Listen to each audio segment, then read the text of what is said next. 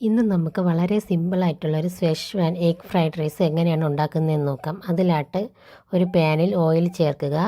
ആവശ്യത്തിന് സവാള ചേർക്കാം. ഇവിടെ ഞാനൊരു 2 സവാള ചേർക്കുന്നുണ്ട്. ഇനി നമുക്കിതൊന്ന് വഴറ്റിയെടുക്കാം.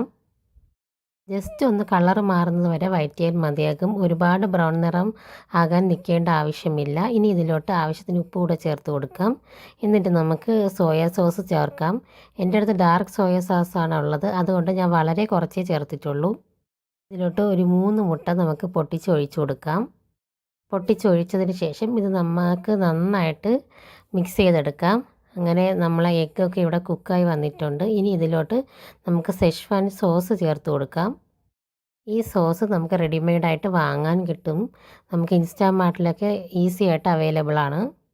ഇതൊരു 2 ടേബിൾ സ്പൂൺ ഒക്കെ നമ്മൾ ചേർക്കുന്നുണ്ട്. 2ഓ 3ഓ ചേർക്കാം. എന്നിട്ട് അതും നന്നായിട്ടൊന്ന് മിക്സ് ചെയ്തെടുക്കുക. അപ്പോൾ ഇതെല്ലാം ഞാൻ നന്നായിട്ട് മിക്സ് ചെയ്തെടുത്തിട്ടുണ്ട്. ഇനി നമുക്ക് വേവിച്ച് വെച്ചിരിക്കുന്ന ബസ്മതി റൈസ് ചേർത്ത് കൊടുക്കാം. ഞാനിവിടെ ഇന്ത്യ ഗേറ്റിൻ്റെ ബസ്മതി റൈസാണ് യൂസ് ചെയ്തത്. നിങ്ങൾക്ക് ഏത് റൈസ് വേണമെങ്കിലും യൂസ് ചെയ്യാവുന്നതേ ഉള്ളൂ. ഇനി ഇതെല്ലാം കൂടെ നന്നായിട്ട് മിക്സ് ചെയ്തെടുക്കാം. അങ്ങനെ നമ്മളെ സെഷ്വാൻ എഗ് ഫ്രൈഡ് റൈസ് ഇവിടെ റെഡി ആയിട്ടുണ്ട്.